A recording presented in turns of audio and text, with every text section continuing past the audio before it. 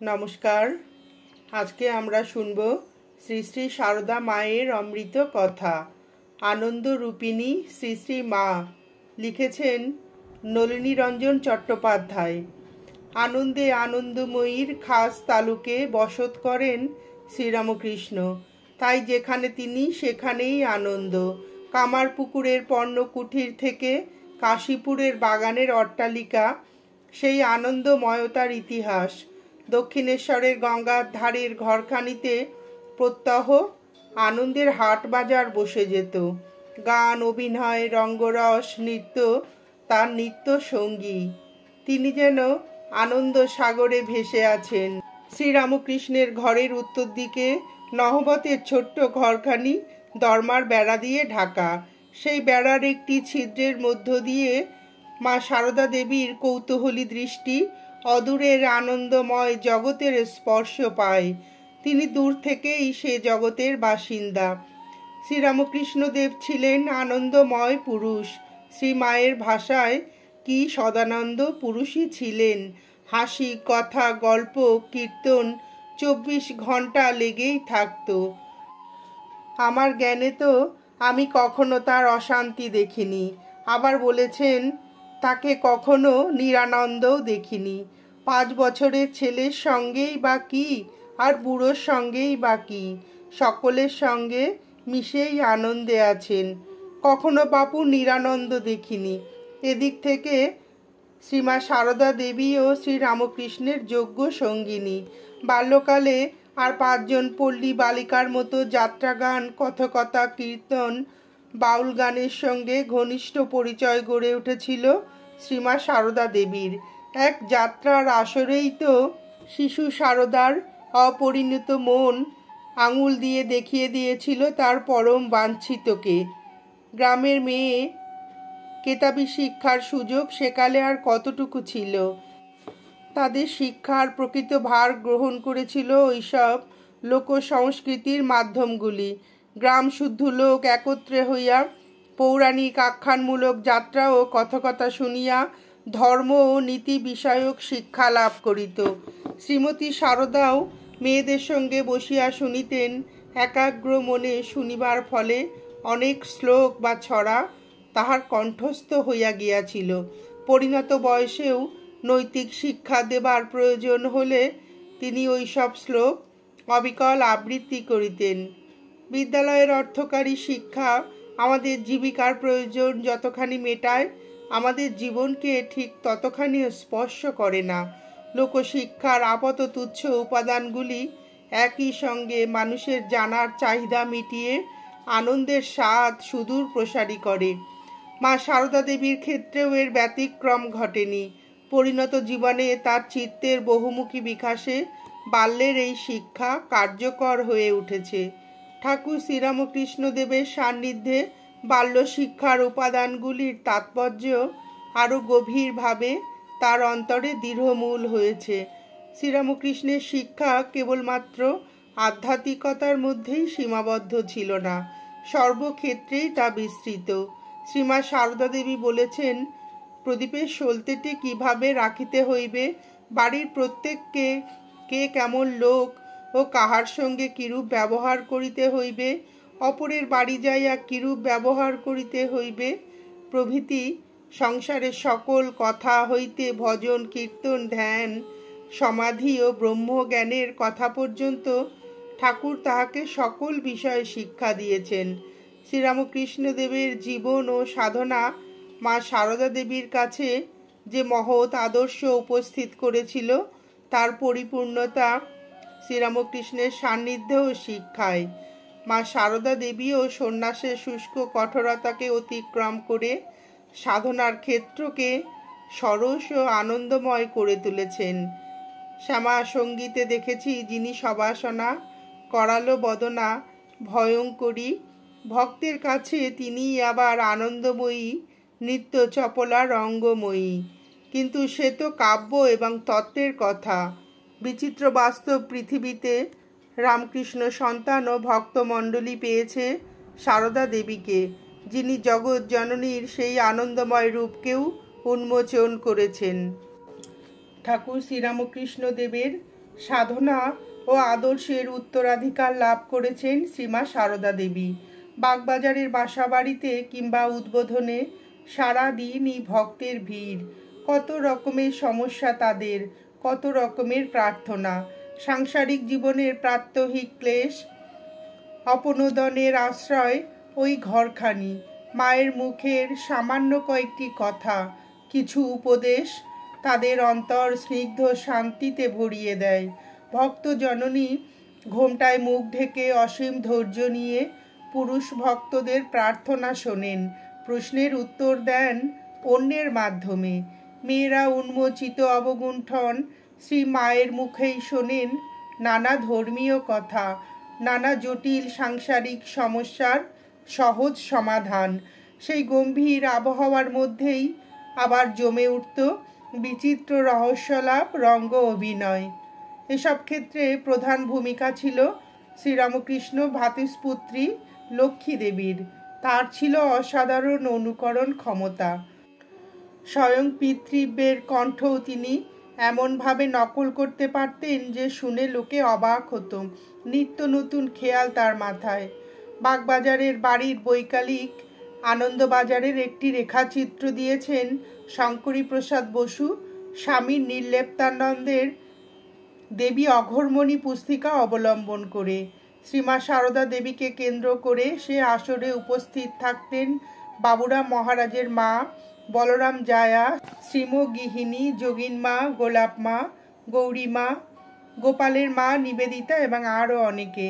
একবার গোলাপ মা তার জামাতা পাথুরিয়া ঘাটার রাজা সৌরিন ঠাকুরের বাড়ি থেকে নানা রকম পিতলের গয়না এনে শ্রীমতী লক্ষ্মীকে সাজালেন বৃন্দাদূতী। নতুন কাপড়ে আর পিতলের বালা, হার, অনন্ত বাজু এবং রূপোর পায়জরে সুন্দরী লক্ষ্মী দেবী আরও অপরূপা হয়ে উঠলেন। সেই সাজসজ্জা করে চলল বৃন্দার পালা কীর্তন। একদিন তো স্বয়ং নিবেদিতা দুহাতে দু পায়ে ভর দিয়ে সিংহ সাজলেন, আর তার পিঠের ওপর জগদ্ধাত্রী হয়ে বসলেন লক্ষ্মী দেবী। সেই মুহূর্তে নিবেদিতার কি মনে পড়েছিল, একদা স্বামীজি তাকে ভারতে আহ্বান করে চিঠিতে লিখেছিলেন, ভারতের নারী সমাজের জন্য একজন প্রকৃত সিংহীর প্রয়োজন। সে এক অপূর্ব দৃশ্য। মাটির সিংহ তো নয়, সুতরাং অনুষ্ঠানের ত্রুটি থাকবে কেন? নিবেদিতা সিংহের ডাক নকল করে গর্জন শুরু করে দিলেন।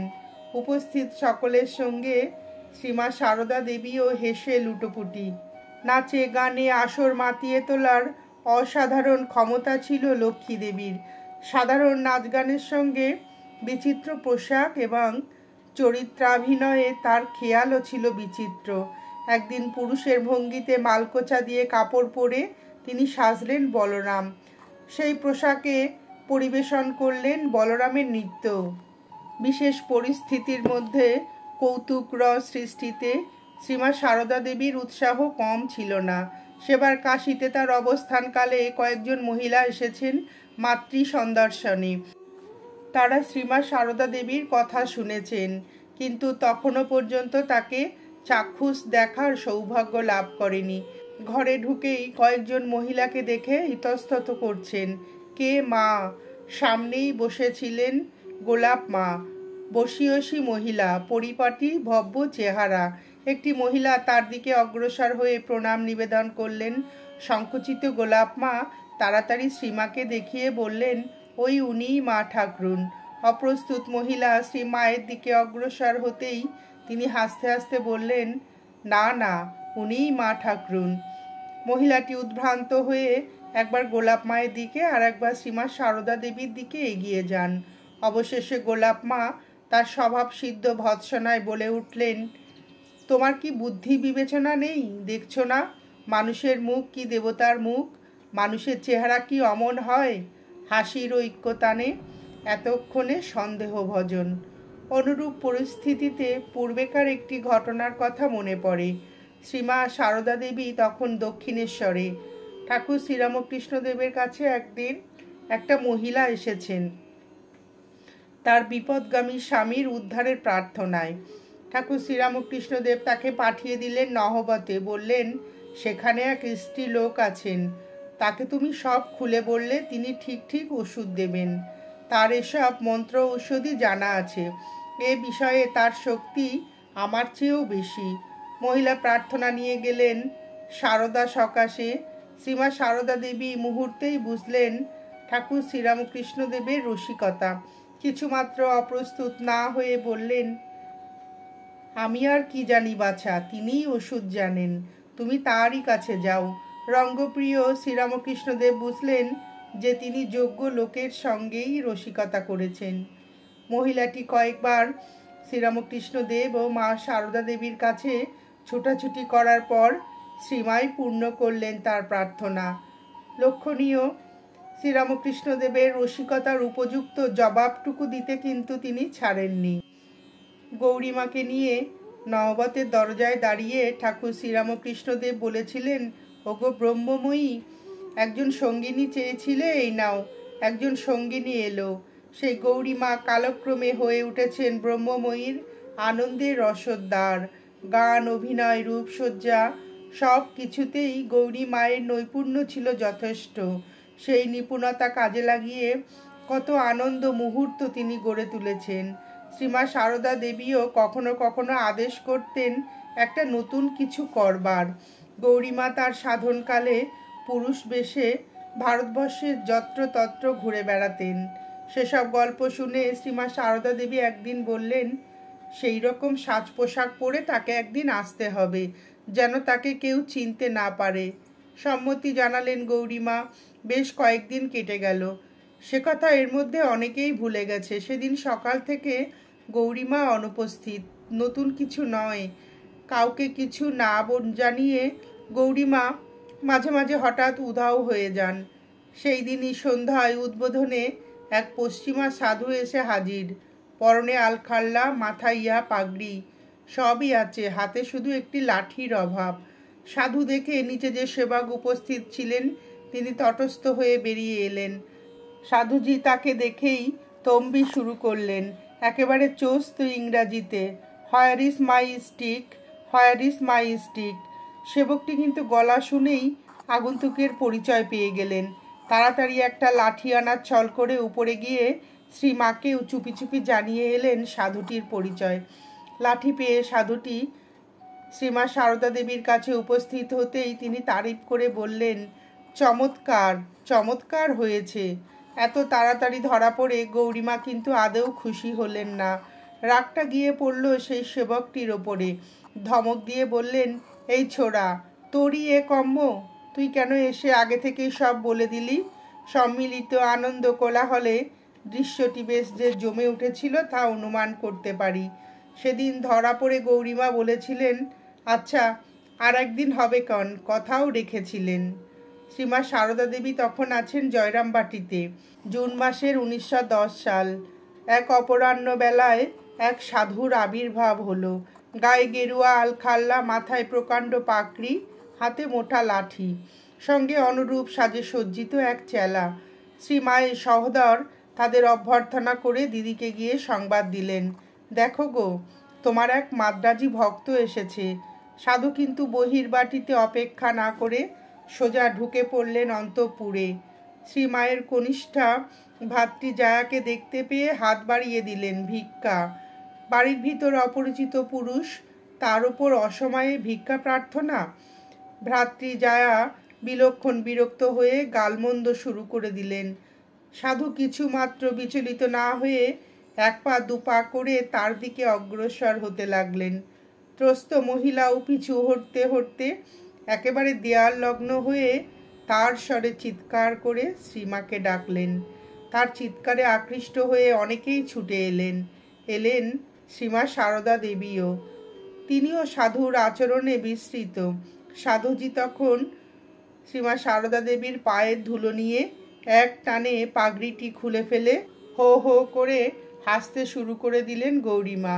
হাসির কলতালের মধ্যে সারদা দেবীও এবার স্বীকার করলেন, আমি যে সত্যিই চিনতে পারিনি।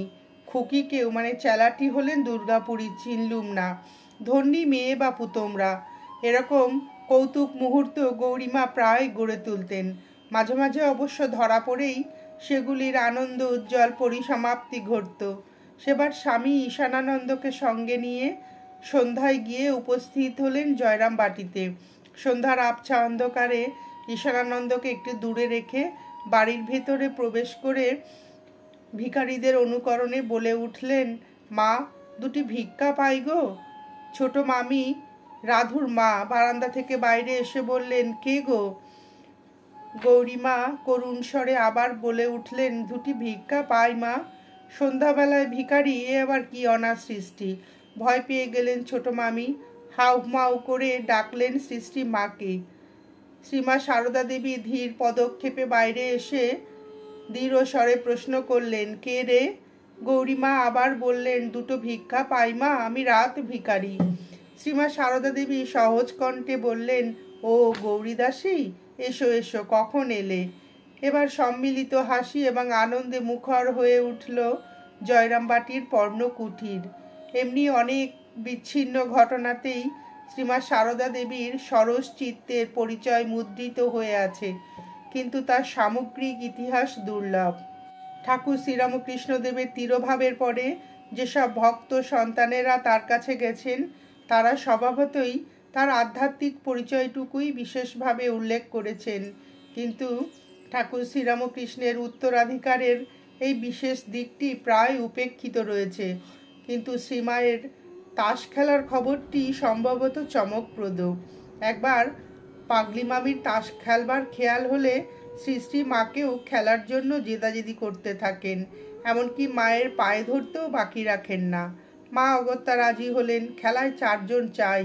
এদিকে পাগলি মামি ও নলিনী দিদি, অন্যদিকে আশুতোষ মিত্র ও শ্রী মা। খেলায় মায়ের পক্ষেরই জিত হলো। পরাজিত পাগলি মামি রেগে চলে গেলেন।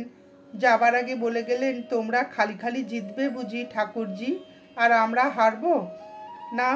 শ্রীমা উত্তর দিলেন, আমরা সৎ পথে, সাত্বিক, আমরা জিতবো না তো কি তোরা জিতবি? দূর থেকে মামির গলা শোনা গেল, হ্যাঁ গো হ্যাঁ। নমস্কার, আজ এ পর্যন্তই। আমরা শ্রী মায়ের কৃপাময়ী, মমতাময়ী, করুণাময়ী রূপের কথা বিভিন্ন ঘটনার মাধ্যমে জেনেছি, কিন্তু এই ভিডিওটি থেকে আমরা শ্রী মায়ের এই কৌতুকপ্রিয়তা এবং আনন্দরূপিণী রূপটি আমরা দেখতে পাই। মায়ের এই আনন্দময়ী রূপটি দেখে আপনাদের ভিডিওটি কেমন লাগলো জানাবেন। শ্রী শ্রী ঠাকুর মা স্বামীজির অফুরন্ত আশীর্বাদ আপনাদের সকলের মাথার ওপর অঝোর ধারায় বর্ষিত হোক, এই প্রার্থনা করে ভিডিওটি শেষ করছি।